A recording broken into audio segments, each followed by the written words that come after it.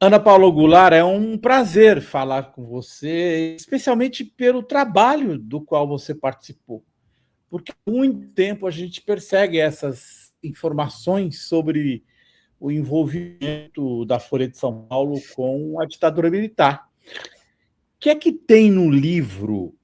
Você pode fazer um resumo do que vocês descobriram sobre o envolvimento da Folha com a ditadura?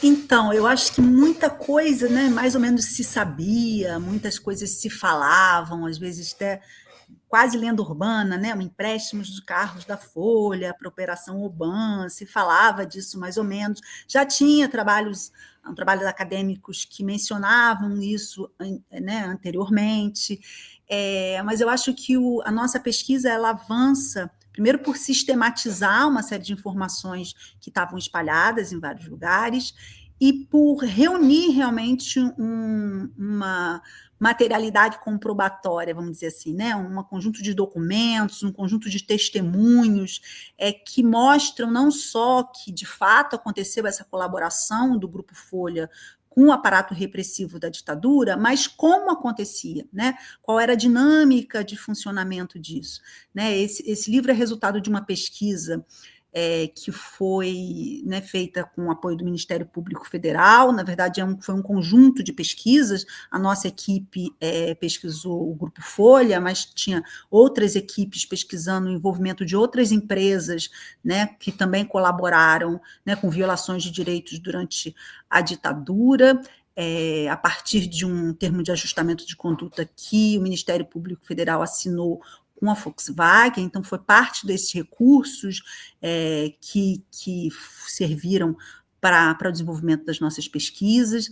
Então, a pesquisa ela tinha era uma pesquisa acadêmica, né? Reúne pesquisadores da universidade, mas ela tinha também esse caráter específico, que era um caráter de, como eu disse, reunir realmente um conjunto de provas de documentações que pudessem implicar o Grupo Folha, assim como outras empresas, por questões de violações de direitos, o que é um processo muito importante, não só, né, para a gente rever a história do país, mas para o fortalecimento também do processo de justiça de transição no país.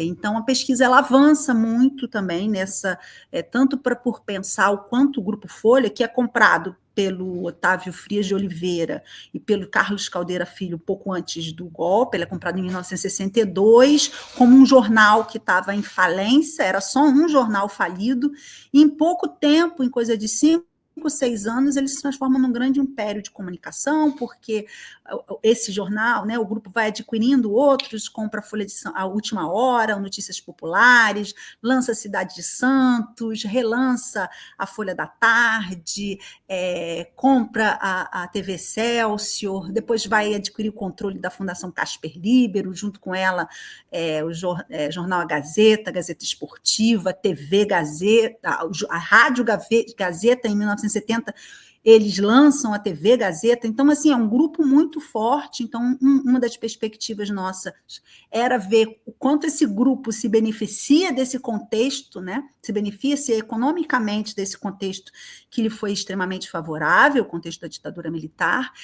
A outra frente era justamente ver como que se dava essa materialidade mesmo desse apoio, né, e suporte ao aparato repressivo, que ia, como eu disse, desde os empréstimos dos carros de distribuição do jornal para as ações da Operação Bandeirantes, que eram de vários tipos, de fazer campana, de prender militantes, estar envolvidos numa ação muito grave também, que a gente tem a comprovação da morte de pelo menos 3 militantes numa emboscada feita usando carros da Folha, enfim. Né, esse é um aspecto importante. O outro é a presença que já se sabia também, de muitos policiais, agentes da repressão militares em várias instâncias do jornal, não só né, na Folha da Tarde, que era um caso mais conhecido, mas se espalhando por toda a estrutura do jornal, inclusive em cargos de alta gestão. A gente tem a presença de 2 delegados de alta patente, delegados, né, do DOI-CODE, que eram também da alta cúpula também, né? Um deles era diretor, por exemplo, de patrimônio e segurança da Folha de São Paulo, com sala, secretária, enfim, né? Com utilização de toda a estrutura do jornal. Isso também a gente pode dizer que o grupo era um braço também, né? Dessa repressão, não só pelo empréstimo de carros, mas também por toda essa estrutura aí que se fazia dentro do jornal, né? E a outra terceira frente importante da pesquisa que diz respeito também aos danos dos próprios trabalhadores, né? Porque a presença de, por exemplo, um dos diretores que era diretor de segurança não, de informação, né, do aparato repressivo dentro do jornal, o que isso significa, né? Significa uma coisa bem né, contundente, né? Então você tem também a criação de todo um ambiente de vigilância dentro da redação, você tem casos de militantes de esquerda que foram demitidos né, de forma ilegal, foram demitidos enquanto estavam presos, enfim, uma série de circunstâncias também que diz respeito a esse do trabalho, violações dos trabalhadores do próprio grupo, que também é uma outra frente, uma frente, inclusive, nova e importante, não só da nossa pesquisa, né, que está lá no livro sobre o Grupo Folha, mas eu acho que também diz respeito a violações de outras empresas que, assim como o Grupo Folha, também deram suporte a essa estrutura aí de repressão da ditadura militar brasileira. Oi? Fazendo referência a esse último ponto dos trabalhadores, tem o caso conhecido da Rose Nogueira, né? Que é um caso muito conhecido. Eu mesmo, ela me mandou uma cópia há alguns anos da ficha dela, da Folha, em que consta uma anotação à mão de abandono, e eu fiz uma reportagem na época para o meu blog, que surpreendeu muita gente, aí entrevistei, coloquei o áudio dela. Vocês avançaram que isso aconteceu com outros trabalhadores também, Ana? Isso aconteceu, o que aconteceu com a Rose é bem perverso, né? Porque a Rose ela tinha acabado de ter um filho, ela estava em licença maternidade, então ela duplamente, né, o abandono de emprego dela é duplamente absurdo, porque ela estaria em licença maternidade e estava presa, né? Ela não poderia estar no emprego de nenhuma das duas formas. Então, o caso dela é um caso muito gritante. Ela foi presa com poucos dias depois de ter o filho, sofreu muitas torturas. Então, é um caso muito contundente, mas tem vários outros casos que a gente lista no livro, né, que a gente conta no livro. Tem um caso também de um jovem, aí não funcionário exatamente da empresa, mas um caso que demonstra essa relação tão promíscua e tão, né, simbiótica aí dos aparatos repressivos, que é um caso também, acho que muito importante, que a nossa pesquisa mapeou, que é um caso de um rapaz, né, um militante, um jovem militante, que foi preso e que foi solto com seu pai, conduzido por um desses delegados, né, que é um dos quais, que foi levado até o saguão da Folha de São Paulo, onde se encontrou com outro né, o irmão, outro delegado, e que ele conta ali uma história de achaque, né? O pai dele, na verdade, negociou com esses delegados dentro das dependências da Folha a soltura desse jovem, o que é bastante grave, né? A saber que isso acontecia dentro dos prédios da Folha, né? Envolvendo esses delegados que eram do alto escalão e muito próximos à direção do jornal, né? É muito. O Grupo Folha sempre, só concluindo, sempre disse que se isso aconteceu, isso teria acontecido sem anuência da empresa. É uma das coisas que a gente argumenta muito no livro, é que é impossível tudo isso que aconteceu da forma orgânica, da forma sistemática, continuada no tempo, que é impossível tudo isso, e inclusive pelo cargo de confiança que alguma dessas pessoas tinham e a proximidade que elas tinham com a direção, é impossível que essas coisas acontecessem sem anuência do Frias e do Caldeira. É absolutamente impossível. Podia até não saber desses detalhes do achaque, porque eram coisas pontuais, mas a livre circulação e a livre relação aí era certamente da anuência e, portanto, da responsabilidade também da empresa, né? A gente não quer dar totalmente o conteúdo do livro, porque a gente quer que as pessoas comprem o livro, Ana Paula, e leiam a íntegra do livro, porque é só comprando o livro e se inteirando do conjunto é que você tem um entendimento melhor. Então, a gente não quer entregar tudo, mas eu queria voltar àquele seu primeiro ponto. A Folha foi beneficiada pela ditadura, não? Economicamente. Eu acho que com certeza. É claro que essa parte especificamente da pesquisa, a gente tem muita dificuldade em, né, você não encontra, como a gente brinca, você não encontra o batom na cueca, né, brincando aqui. É muito difícil, você não consegue ali, até porque a gente teve muitas dificuldades, não teve acesso, por exemplo, a dados financeiros da empresa, a dados administrativos da empresa, a gente tem hipóteses que a empresa pode ter sido beneficiada, por exemplo, com empréstimos subsidiados das instituições, né, Banco do Brasil, Caixa Econômica, mas a gente não teve como mapear isso, até porque o tempo da pesquisa também foi pequeno, né? A gente teve 2 anos para fazer essa pesquisa, eu acho que a gente conseguiu avançar até bastante no tempo que a gente teve. Mas essa dimensão a gente não consegue mapear certinho. Olha só, a Folha fez isso e ganhou isso, né? Não dessa forma, mas a gente vê muito bem que o crescimento dessa empresa, como eu disse, eles vão comprando várias empresas falidas, né? O próprio jornal Folha era um jornal completamente falido naquele momento, quando eles compram do Namatino Ramos, e eles vão crescendo, modernizam o jornal, eu não falei, imprimem offset, um jornal pioneiro nisso, a distribuição de carros também, né, o crescimento da frota de veículos é impressionante, tudo isso vai acontecendo em pouquíssimo tempo, e marcado por isso, o livro mostra bem, marcado por negociações todas muito suspeitas, marcadas por muitas denúncias de fraude, denúncias de negociatas, denúncias de favorecimento. É aberta uma CPI para investigar o Grupo Folha nessa época. Então, não é a história do Grupo Folha, não é como ele conta uma história de sucesso de um empreendimento econômico, mas é uma história marcada por muitas denúncias, por muitas suspeitas. O caso envolvendo a TV Celso, acho que é um caso que valeria um outro livro, a própria Fundação Casper Libero, e fora a relação do Grupo Folha, o grupo de comunicação, com os outros negócios que o Frias e o Caldeiras tinham juntos, como a Rodoviária de São Paulo, que no livro também está lá contando essa relação também promíscua aí entre a comunicação e os outros negócios. O Frias também era dono de uma granja também, muito importante na época. Enfim, tudo isso o livro aponta, e eu acho que até dá pano para manga aí para novas pesquisas, sabe? E eu acho que é uma dimensão muito importante, sim, sem dúvida nenhuma, assim, como que o grupo impressionantemente cresce, se fortalece e sai da ditadura como, né, um dos maiores grupos de comunicação do país. Ô, Ana, se eu fosse dono da Folha e você me procurasse, tá?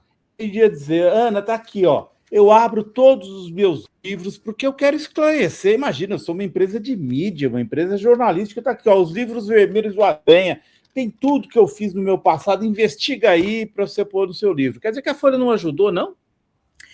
Então, como a gente tinha o apoio do Ministério Público Federal, o Ministério Público Federal fez uma intervenção e a Folha abriu para a gente. Os funcionários foram muito gentis nos receber, a gente teve acesso, não a quantidade de documentos que a gente tinha, que gostaria, né? Mas a gente teve acesso à própria coleção dos jornais, por exemplo, a Folha da Tarde não está.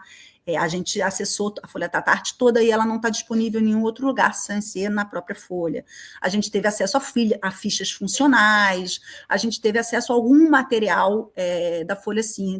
Eles têm um programa de história oral que foi feito há uns anos atrás, quando o Otávio, o filho, né, ainda era vivo, e ele mesmo se preocupou em investigar internamente sobre esse assunto, então a gente teve acesso a algumas entrevistas que eles fizeram, mas a gente não teve acesso a outros documentos que a gente pediu, e nem a entrevista com o próprio Luiz Frias, que a gente pediu, mas infelizmente a gente também não, nem o Frias, nem a direção do jornal que quiseram falar para a gente, né? O que é uma pena. A gente está produzindo um documentário aí que vai sair no início do ano que vem, um documentário muito bacana, eu acho que vai estar ficando muito bacana, com a direção de Lichevsky, e a gente Chaim Lichevsky, foi o mesmo que fez o Cidadão Boylenssen, que é um documentário muito importante também sobre esse período, e a gente queria escutá-los também, mas a empresa respondeu que nos seus textos internos ela já teria dado a sua versão sobre os fatos. Enfim, uma pena. Uma pena, porque o documento é como documento histórico, né? E imagina, a gente precisa saber tudo o que aconteceu naquele período. Eu quero te perguntar sobre 2 perguntas finais. Uma sobre a lenda urbana de que o Frias pai teria, a certa altura, se escondido, passado a morar por um tempo no topo do prédio da Folha, com medo de ser alvo, porque ele era conhecido o envolvimento da família com a ditadura e com a repressão.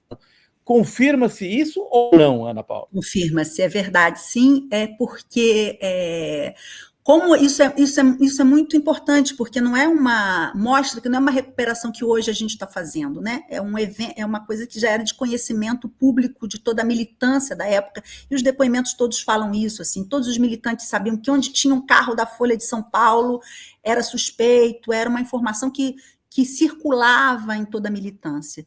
E, num determinado momento, a ALN ela faz uma ação contra os carros da Folha, justamente para denunciar, né, que esses carros estavam sendo usados, né, pela repressão. Então, ela queima 3 carros da Folha de São Paulo, 2 num dia, um outro no outro, em pontos da cidade. Isso, o Frias reage a isso, ele assina um editorial chamado Banditismo, que é publicado na primeira página do jornal, respondendo de forma muito agressiva, né, a esses atos, e o jornal da ALN, aí tem um jornal da ALN que fala, né, responde também ao próprio Frias, e há inclusive uma ameaça de justiçamento, né, em relação ao Frias. E aí, a partir desse momento, ele muda por um apartamento que tinha dentro do jornal, que tinha sido construído pelo Caldeiras, e ele e o Caldeira, a sua família, o Caldeira, passam a ser justamente escoltados por ninguém mais que justamente os